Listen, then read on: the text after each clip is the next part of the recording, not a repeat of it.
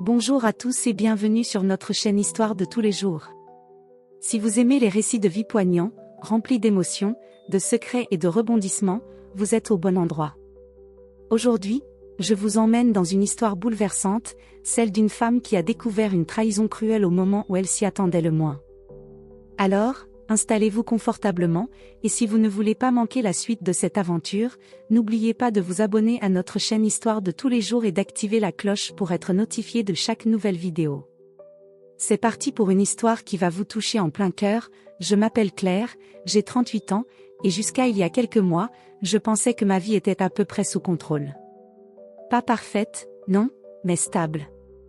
J'avais un mari, Julien, une maison confortable que j'avais payée avec mes propres économies, un travail de cadre dans une entreprise de marketing qui me demandait beaucoup mais dont j'étais fière.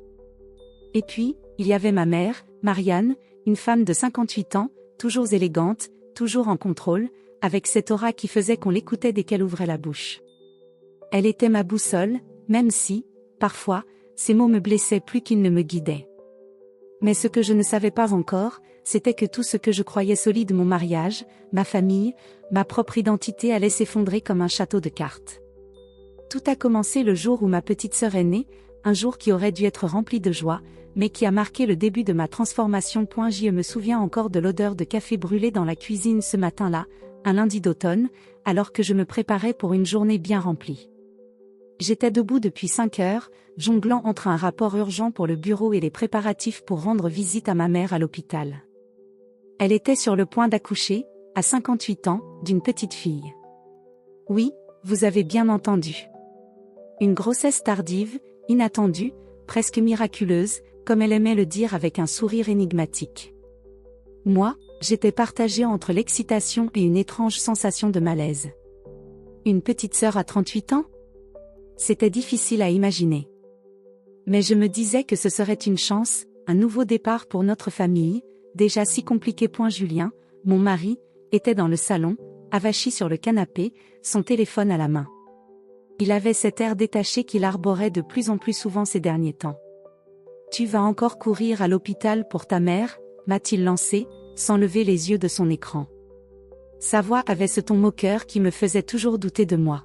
« Elle a besoin de moi, Julien », ai-je répondu, en essayant de garder un ton neutre.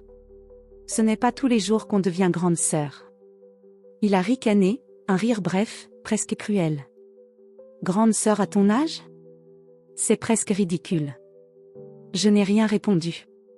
J'ai serré les dents, comme je le faisais souvent, et j'ai continué à préparer mon sac. Julien avait 40 ans, 2 ans de plus que moi, mais il avait toujours eu cette manière de me faire sentir petite, comme si mes efforts pour tenir notre vie à bout de bras n'avaient aucune valeur. Nous étions mariés depuis 10 ans, et au début, son charme m'avait ébloui. Il était beau parleur, avec des yeux pétillants et un sourire qui pouvait convaincre n'importe qui.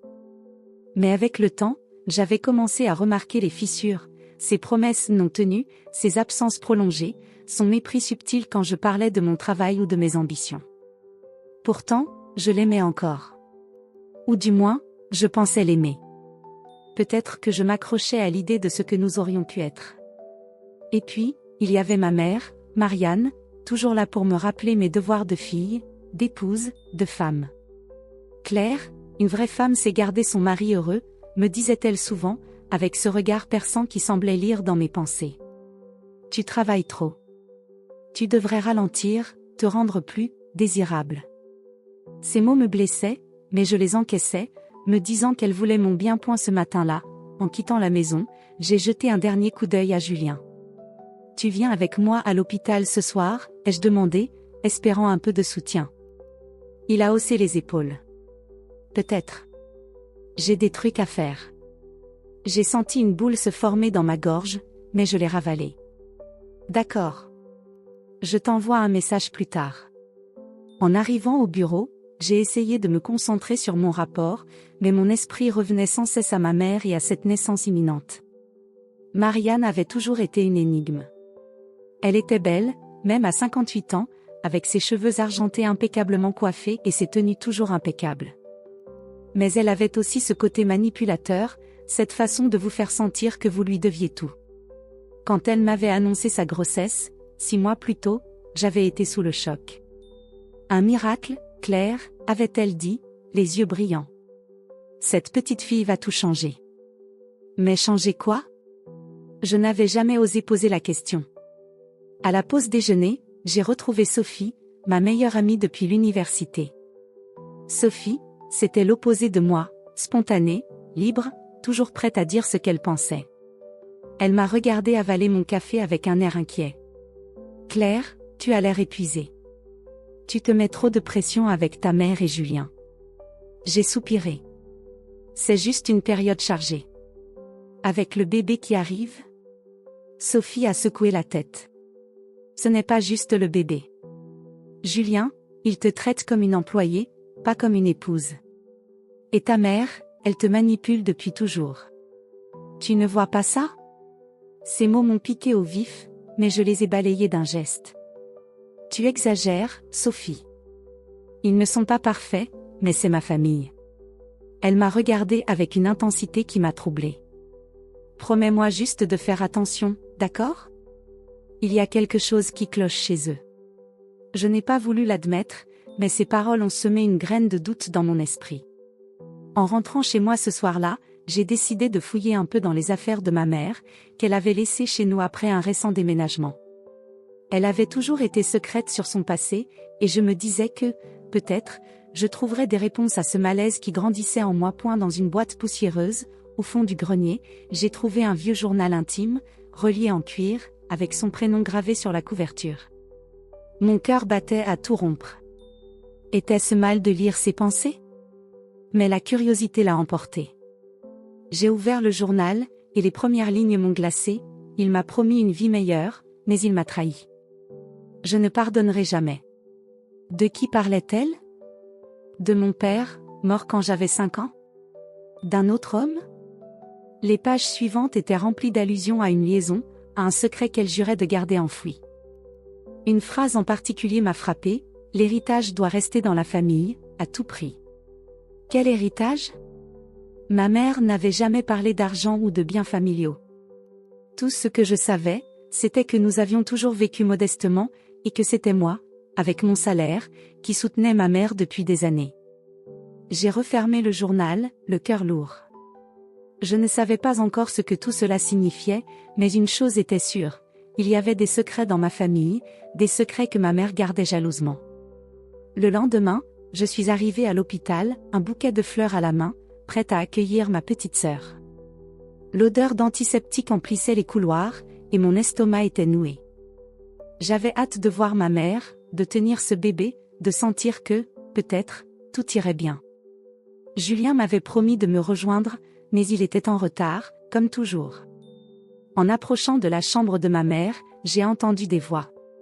Des rires, étouffés, mais familiers. C'étaient Julien et Marianne. Je me suis arrêtée, cachée derrière un mur, mon cœur battant à tout rompre. Leurs mots m'ont frappé comme un coup de poignard. Elle paie pour tout, mais elle n'a rien d'une femme qu'on désire, a dit Julien, sa voix pleine de mépris. Marianne a ricané.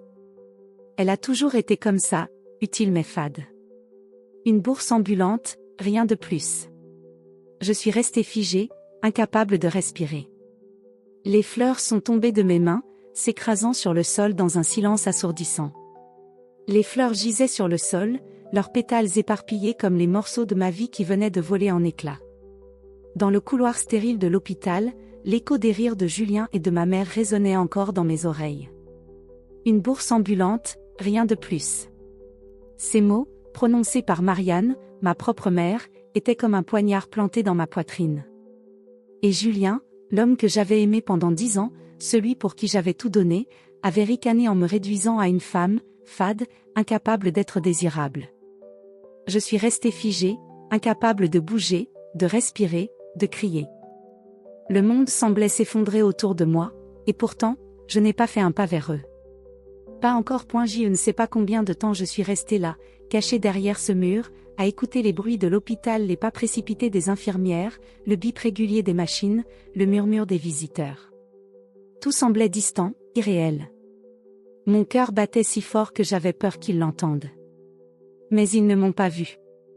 Ils ont continué à parler, à rire, comme si je n'existais pas, comme si je n'étais qu'un outil, un moyen pour eux d'obtenir ce qu'ils voulaient. Finalement, leurs voix se sont éloignées, et j'ai entendu la porte de la chambre de ma mère se refermer. J'ai ramassé les fleurs, les mains tremblantes, et j'ai essuyé les larmes qui coulaient sur mes joues. Je ne pouvais pas entrer dans cette chambre, pas maintenant. Pas après ce que je venais d'entendre. Alors, j'ai tourné les talons et je suis sortie de l'hôpital, l'air frais de l'automne me frappant comme une gifle. Dans ma voiture, garée à la hâte sur le parking, je me suis effondrée. J'ai pleuré, crié, frappé le volant jusqu'à ce que mes mains me fassent mal. Comment avais-je pu être aussi aveugle? Pendant des années, j'avais porté cette famille à bout de bras. Mon salaire payait la maison, les factures, les caprices de Julien, les besoins de ma mère. Et eux, derrière mon dos, ils se moquaient de moi. Ils me méprisaient. Mais au milieu de ma colère, une pensée a surgi, claire et froide, je ne pouvais pas les laisser gagner. Pas comme ça. Si j'entrais dans cette chambre maintenant, si je les confrontais, ils mentiraient, me manipuleraient, me feraient douter de moi-même. Non. J'allais être plus maligne. J'allais découvrir qui ils étaient vraiment, ce qu'ils cachaient, et pourquoi ils me voyaient comme une bourse ambulante. Ce jour-là, dans cette voiture, j'ai juré de reprendre le contrôle de ma vie. Les jours suivants ont été un tourbillon d'émotions contradictoires. D'un côté, je devais jouer le jeu, faire comme si de rien n'était. De l'autre, j'étais consumée par le besoin de comprendre. J'ai commencé par observer Julien. Il était rentré tard ce soir-là, l'air nonchalant, comme toujours. « Alors, ta mère va bien ?» m'a-t-il demandé, sans même lever les yeux de son téléphone. « Oui », ai-je répondu, la voix neutre, alors que tout en moi hurlait. « Le bébé est en bonne santé. » Il a haussé les épaules. « Tant mieux. » Puis il s'est levé pour aller se coucher, me laissant seule dans le salon. J'ai attendu qu'il s'endorme, puis je me suis glissée dans la chambre d'amis où il laissait souvent son téléphone. Mon cœur battait à tout rompre. Je n'avais jamais fouillé dans ses affaires auparavant, cela me semblait une trahison. Mais après ce que j'avais entendu, je n'avais plus de scrupules. Son téléphone n'avait pas de mot de passe, comme s'il était sûr que je ne douterais jamais de lui. J'ai ouvert ses messages, et ce que j'ai trouvé m'a glacé. Il y avait des échanges avec un contact nommé M, que j'ai immédiatement reconnu comme étant ma mère. Les messages étaient vagues, mais troublants, elle ne se doute de rien. On continue comme prévu. Parfait. L'héritage est à nous si on joue bien nos cartes. L'héritage? Encore ce mot. Le même que j'avais lu dans le journal de ma mère. Mon estomac s'est noué.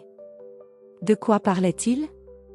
Et pourquoi moi, leur bourse ambulante, étais-je au centre de leur plan? Mais ce n'était pas tout. En scrollant plus loin, j'ai trouvé un autre message, envoyé à un numéro inconnu. Elle est occupée avec le bébé, c'est le moment parfait. Ce message datait de la veille, juste avant que j'arrive à l'hôpital. Était-ce une liaison? Une arnaque?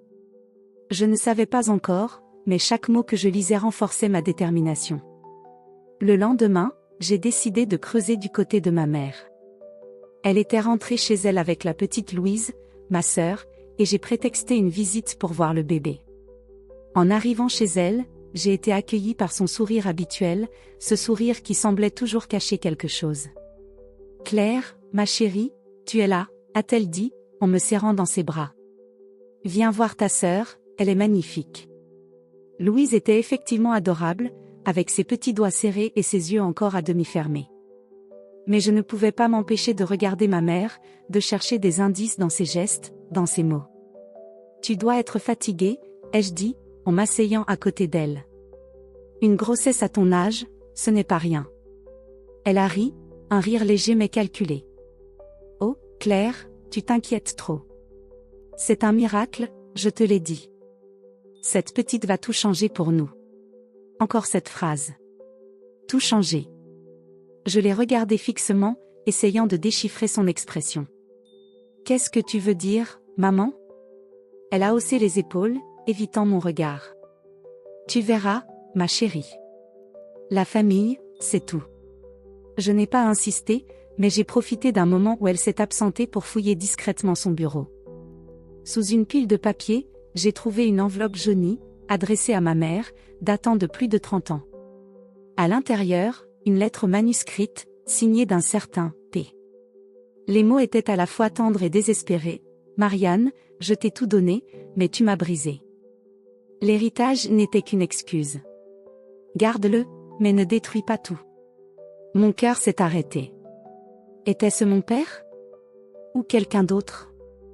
Et encore ce mot, héritage. Cela commençait à prendre forme, mais je n'avais pas encore toutes les pièces du puzzle. Au travail, je devenais de plus en plus distraite. Ma collègue, Élise, l'a remarqué. « Claire, tu vas bien? Tu as l'air ailleurs. » J'ai forcé un sourire. Juste fatiguée. Beaucoup de choses à gérer. Elle a froncé les sourcils. Si c'est à cause de Julien, tu devrais parler à quelqu'un. Il n'a pas l'air fiable. Ces mots m'ont surprise. Élise ne connaissait pas Julien personnellement, mais elle avait entendu mes plaintes occasionnelles. « Qu'est-ce que tu veux dire ?» ai-je demandé. Elle a hésité, puis a baissé la voix. « J'ai vu des factures sur ton bureau, Claire. Des dettes. Elles étaient au nom de Julien. » Mon sang s'est glacé. Des dettes? Je n'étais pas au courant. En rentrant ce soir-là, j'ai confronté Julien, mais j'ai joué la prudence. « Julien, Élise m'a parlé de factures impayées.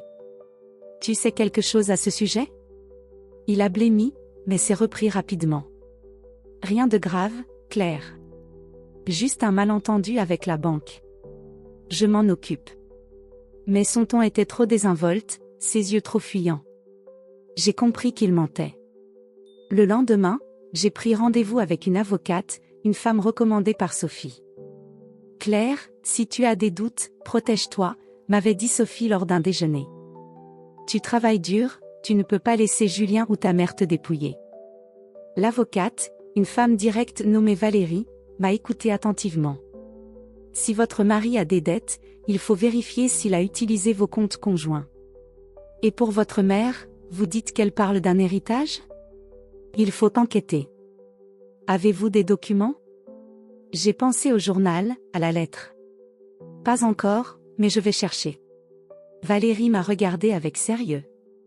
Claire, soyez prudente. Les trahisons familiales peuvent être plus profondes que vous ne le pensez. Quelques jours plus tard, un nouvel indice est apparu. En rangeant le sac de Julien, j'ai trouvé un reçu de virement bancaire, daté d'il y a une semaine. Une somme importante, transférée à un compte inconnu. En creusant, j'ai découvert que ce compte était lié à une société immobilière. Était-ce lié à l'héritage dont parlaient Julien et ma mère? Ou à autre chose? Ce soir-là, alors que je m'apprêtais à poser des questions à Julien, mon téléphone a sonné. Un numéro masqué. J'ai hésité, puis j'ai répondu. Une voix grave, déformée, a murmuré « Arrête de fouiller, Claire. Tu ne sais pas dans quoi tu t'embarques. » J'ai raccroché, le souffle coupé. Quelqu'un savait que j'enquêtais. Mais qui? Julien? Ma mère? Ou quelqu'un d'autre, tapi dans l'ombre? Note sur la partie 2, cette partie, d'environ 2000 mots, marque le déclencheur du conflit avec la trahison entendue à l'hôpital, qui pousse Claire à enquêter sur Julien et Marianne. Les dialogues réalistes, notamment entre Claire et Julien, Claire et Marianne, et Claire et Sophie, reflètent les tensions et les manipulations. Les rebondissements, les messages suspects, la lettre mystérieuse, les dettes de Julien, l'appel anonyme, intensifient le suspense, tandis que l'évolution émotionnelle de Claire de la douleur à la détermination pose les bases de la montée du drame dans la partie 3. L'ambiance est oppressante, avec des descriptions vivantes de l'hôpital et des émotions brutes de Claire. Si vous souhaitez des ajustements ou le développement d'une autre partie, faites-moi signe. L'appel anonyme résonnait encore dans ma tête, comme un écho persistant qui me suivait partout. Arrête de fouiller, Claire. Tu ne sais pas dans quoi tu t'embarques. Ces mots, prononcés par une voix déformée, me hantaient. Qui savait que j'enquêtais? Julien? Ma mère? Ou quelqu'un d'autre, une ombre que je n'avais pas encore identifiée? Assise dans mon bureau, les lumières de l'open space bourdonnant autour de moi, je fixais l'écran de mon ordinateur sans vraiment le voir. Mes doigts tremblaient légèrement sur le clavier. J'avais l'impression d'être une funambule, marchant sur un fil tendu au-dessus d'un abîme. Mais je ne pouvais pas m'arrêter. Pas maintenant. Pas après ce que j'avais entendu dans le couloir de l'hôpital, pas après les messages suspects sur le téléphone de Julien, pas après la lettre mystérieuse trouvée dans les affaires de ma mère. J'y devais aller plus loin. La vérité était là, quelque part, et je sentais qu'elle était à portée de main, comme une porte verrouillée dont je n'avais pas encore la clé. Mais chaque pas que je faisais semblait m'entraîner plus profondément dans un labyrinthe de mensonges. Julien et ma mère, les deux personnes en qui j'avais le plus confiance, m'avaient trahi. Ils m'avaient réduite à une bourse ambulante, une femme qu'ils méprisaient. Et pourtant, je continuais à jouer le jeu, à sourire, à faire semblant que tout allait bien. C'était épuisant, mais nécessaire. Si je voulais découvrir leurs secrets, je devais être plus rusé que point. Le lendemain, j'ai repris mon enquête avec une détermination froide. J'avais rendez-vous avec Valérie, l'avocate que Sophie m'avait recommandée. En arrivant dans son bureau, un espace moderne aux grandes fenêtres donnant sur la ville, j'ai senti une bouffée d'espoir. Valérie était directe, pragmatique, et elle avait cette façon de vous regarder qui vous donnait l'impression qu'elle voyait à travers vos peurs. Alors, Claire, a-t-elle commencé, en posant son stylo sur son bureau. Avez-vous trouvé des documents supplémentaires? Des preuves des dettes de votre mari, ou de cet héritage dont vous parlez? J'ai sorti la lettre que j'avais trouvée chez ma mère, celle signée d'un mystérieux P. Je l'ai tendue à Valérie, qui la lut attentivement, ses sourcils se fronçant légèrement. C'est intéressant, a-t-elle dit. Cette mention d'un héritage, ça pourrait être une piste. Mais il nous faut plus de contexte. Savez-vous qui est ce P? J'ai secoué la tête. Je pensais que c'était peut-être mon père, mais il est mort quand j'avais 5 ans. Ma mère n'en parlait jamais. Valérie a hoché la tête. D'accord. Je vais demander à un contact de faire des recherches sur les registres d'héritage et de propriété liés à votre famille. En attendant, je vous conseille de vérifier vos comptes bancaires. Si Julien a des dettes, il est possible qu'il ait utilisé vos fonds sans votre consentement. Cette idée m'a donné la nausée. Julien avait accès à notre compte conjoint, mais je n'avais jamais imaginé qu'il pourrait en abuser. En rentrant chez moi ce soir-là, j'ai passé des heures à éplucher nos relevés bancaires en ligne. Ce que j'ai trouvé m'a coupé le souffle, des virements réguliers, des sommes importantes, envoyées à un compte que je ne reconnaissais pas.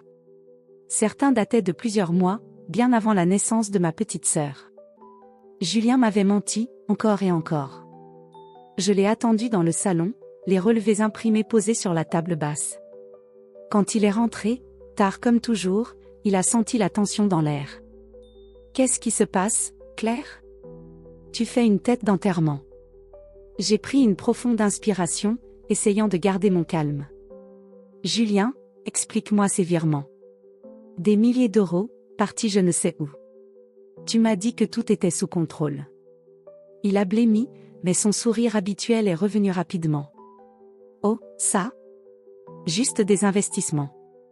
Rien de grave. » Des investissements ? Ma voix tremblait de colère. Sans m'en parler ? C'est mon argent, Julien. C'est moi qui paye pour tout ici. Il a levé les mains, comme pour apaiser un enfant capricieux. Calme-toi, Claire. Tu te fais des idées. Je vais tout expliquer, mais pas ce soir. Je suis fatiguée. Il a tourné les talons, me laissant seule avec ma rage. J'ai compris qu'il ne me dirait rien. Pas encore. Mais ces mensonges ne faisaient que renforcer ma détermination. Le lendemain, j'ai décidé de m'attaquer au mystère de ma mère. Marianne était chez elle, occupée à s'occuper de Louise, ma petite sœur. En arrivant, je l'ai trouvée dans son salon, berçant le bébé avec une douceur qui contrastait étrangement avec la femme manipulatrice que je commençais à découvrir. « Claire, tu es là » a-t-elle dit, avec ce sourire qui me mettait désormais mal à l'aise. « Tu veux tenir Louise ?» J'ai pris le bébé dans mes bras, son petit corps chaud contre le mien. Pendant un instant, j'ai oublié tout le reste, les trahisons, les secrets. Mais la voix de ma mère m'a ramené à la réalité. « Tu sais, Claire, cette petite fille est une bénédiction. Elle va nous unir, toi et moi. Comme au bon vieux temps. Ces mots sonnaient faux, comme une réplique bien répétée. J'ai décidé de tester le terrain. Maman, tu parles souvent d'un héritage ces derniers temps. De quoi s'agit-il? Son sourire s'est figé, juste une fraction de seconde, mais je l'ai remarqué. Oh, juste des vieilles histoires de famille. Rien d'important. Rien d'important? Ai-je insisté, en la regardant droit dans les yeux. Parce que j'ai trouvé une lettre chez toi. Une lettre de quelqu'un qui parlait d'un héritage. Qui est, maman? Elle a ri, un rire nerveux. Claire, tu es trop curieuse. Ce n'est rien, juste des souvenirs d'une autre vie. Tu devrais te concentrer sur ton travail, sur Julien. Une vraie femme sait où sont ses priorités. Ces mots m'ont frappé comme une gifle. Encore cette phrase, une vraie femme.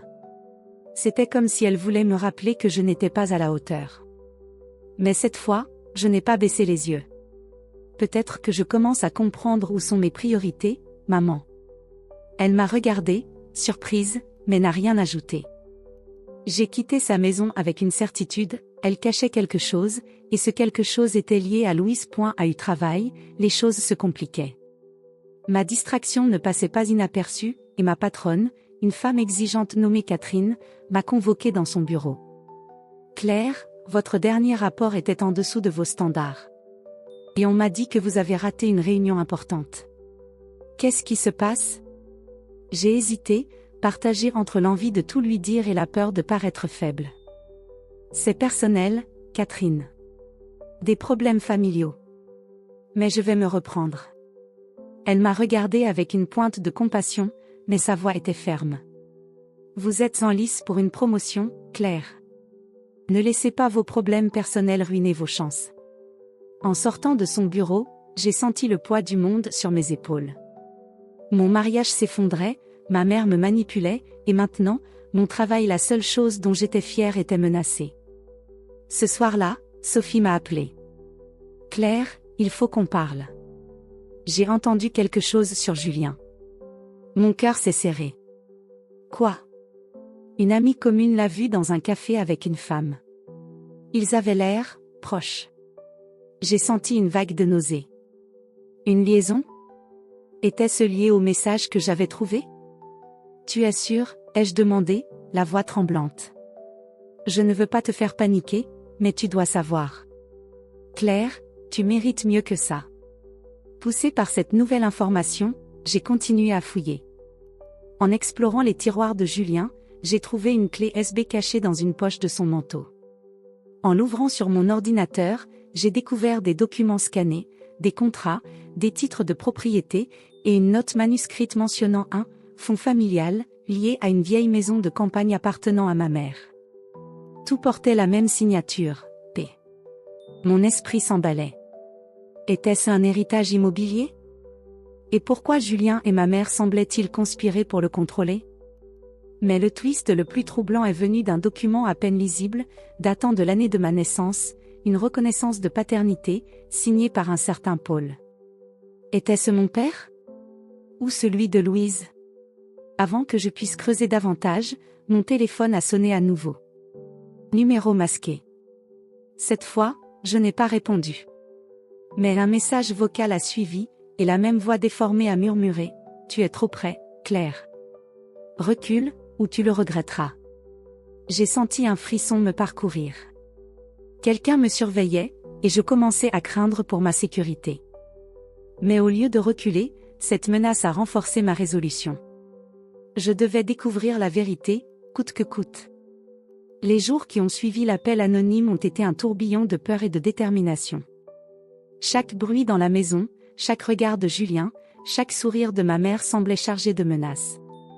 La clé USB que j'avais trouvée, avec ses documents sur un mystérieux fonds familial et une reconnaissance de paternité signée par un certain Paul, brûlait dans ma poche comme une bombe à retardement. Je savais que je ne pouvais plus reculer. J'avais assez de pièces du puzzle pour comprendre que Julien et ma mère complotaient quelque chose de grand, lié à cet héritage dont ils parlaient dans leurs messages et leurs murmures. Mais je devais les confronter, mettre leurs mensonges à nu, même si cela signifiait briser tout ce qui restait de ma famille. J'ai choisi le moment avec soin, une réunion familiale chez ma mère, organisée pour célébrer le premier mois de Louise. C'était l'occasion parfaite. Julien serait là, ma mère aussi, et je pourrais les prendre au dépourvu. En arrivant chez elle, mon cœur battait à tout rompre. J'avais apporté la clé USB, la lettre de P, et une copie des relevés bancaires montrant les virements suspects de Julien. Valérie, mon avocate, m'avait conseillé de tout enregistrer discrètement, au cas où les choses tourneraient mal. Sois prudente, Claire, m'avait-elle dit. Les gens deviennent imprévisibles quand leurs secrets sont menacés. Le salon de ma mère était décoré avec des ballons roses et des guirlandes, une façade joyeuse qui contrastait avec la tension qui m'étouffait. Louise dormait dans son berceau, innocente au milieu de ce chaos. Julien était là, un verre de vin à la main, discutant avec ma mère comme si de rien n'était. Leur complicité me donnait la nausée. Claire, ma chérie, a lancé Marianne, son sourire éclatant. Tu es magnifique aujourd'hui. Je l'ai regardée, cherchant une fissure dans son masque. Merci, maman. On peut parler? Tous les trois? Julien a froncé les sourcils, mais il a haussé les épaules. Bien sûr. Qu'est-ce qui se passe? J'ai posé mon sac sur la table, lentement, délibérément. J'ai trouvé des choses intéressantes ces derniers temps. Des messages, des documents, des virements bancaires. Vous voulez m'expliquer? Le silence qui a suivi était assourdissant. Ma mère a ri, un rire nerveux. Claire, de quoi parles-tu? Tu es fatiguée, tu travailles trop. Non, maman. Je ne suis pas fatiguée. Je suis réveillée. J'ai sorti la clé USB et les relevés bancaires, les posant sur la table comme des pièces à conviction. Julien, tu as transféré des milliers d'euros de notre compte à une société immobilière. Et toi, maman, tu parles d'un héritage depuis des mois. Alors, dites-moi la vérité. Qu'est-ce que vous cachez? Julien a blêmi, mais il a tenté de reprendre le contrôle. Claire, tu deviens paranoïaque. Ce sont juste des affaires, rien de plus. Des affaires? Ma voix tremblait, mais je refusais de me taire. J'ai entendu ce que vous avez dit à l'hôpital. Vous m'avez appelée une bourse ambulante. Vous vous moquiez de moi, tous les deux. Marianne a pâli, ses lèvres pincées. Claire, tu as mal compris. Nous ne voulions pas te blesser. Mal compris? J'ai sorti la lettre de P, et je l'ai brandie devant elle. Et ça, c'est un malentendu? Qui est Paul? Et pourquoi cette lettre parle d'un héritage? C'est là que tout a explosé.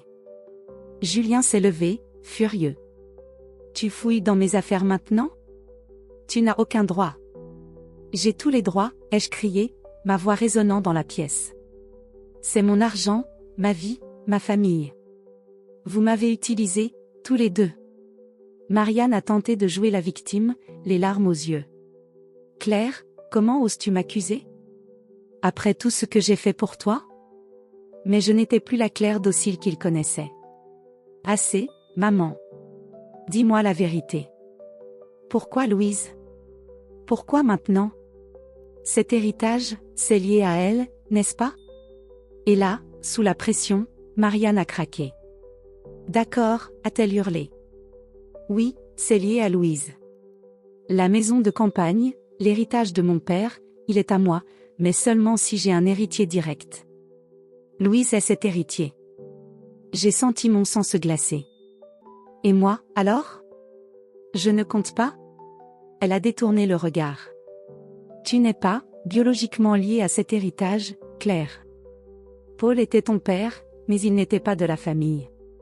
Julien a ajouté, d'un ton glacial, on avait un plan, Claire. La maison vaut des millions. Avec Louise, on sécurise tout. Tu n'avais qu'à continuer à payer, comme toujours. C'était la goutte d'eau. J'ai compris, ils avaient orchestré la naissance de Louise pour réclamer un héritage, et j'avais été leur pion, leur machine à sous. La colère m'a envahi, mais aussi une étrange clarté. C'est fini, ai-je dit, ma voix ferme. Je ne suis plus votre pion. J'ai ramassé mes affaires et je suis partie, laissant derrière moi leurs cris et leurs accusations. Ce soir-là, j'ai juré de reprendre ma vie en main. Les semaines qui ont suivi ont été les plus difficiles de ma vie, mais aussi les plus libératrices. J'ai contacté Valérie immédiatement après la confrontation. Grâce à son aide, j'ai gelé nos comptes conjoints pour empêcher Julien de dilapider davantage mon argent. J'ai aussi engagé une procédure de divorce, déterminée à couper tous les liens avec lui.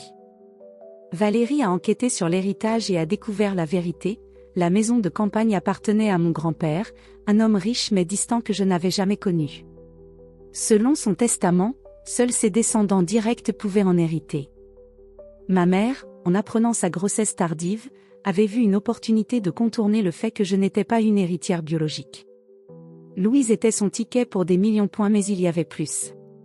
En creusant dans les documents, Valérie a trouvé une vieille correspondance entre ma mère et Paul, mon père biologique. Il avait aimé Marianne, mais elle l'avait quitté lorsqu'il avait refusé de participer à ses plans pour manipuler l'héritage. Cette révélation m'a brisée, mais elle m'a aussi libérée. J'ai compris que ma mère avait toujours été motivée par l'ambition, et que son amour pour moi n'avait jamais été inconditionnel. J'ai décidé de protéger Louise. Elle n'était qu'un bébé, une victime dans ce jeu de pouvoir. J'ai obtenu la garde temporaire, arguant que ma mère n'était pas en mesure de s'occuper d'elle correctement. Ce n'était pas une vengeance, mais une promesse. Je ne laisserai pas ma petite sœur grandir dans l'ombre des manipulations de Marianne. Julien, quant à lui, a tenté de me faire chanter, menaçant de révéler des détails embarrassants sur ma vie au travail. Mais j'avais anticipé. Grâce à l'enregistrement de la confrontation, j'avais des preuves de ses agissements. Il a fini par accepter le divorce, à contre-cœur, et a quitté la ville, poursuivi par ses créanciers. À eu travail, j'ai repris les rênes. J'ai présenté un nouveau projet à Catherine, ma patronne, qui a été impressionnée par ma résilience. Vous avez traversé l'enfer, Claire, m'a-t-elle dit. Mais vous êtes toujours là. C'est ça, une leader. J'ai obtenu la promotion, et pour la première fois, j'ai senti que je méritais ma place. Mais le plus important, c'était la vérité sur mon père. En fouillant dans les archives, j'ai retrouvé une vieille amie de Paul, qui m'a raconté son histoire. Il était un homme bon, un artiste qui avait aimé ma mère passionnément, mais qui avait refusé de se plier à ses ambitions. Cette découverte m'a permis de faire la paix avec mon passé.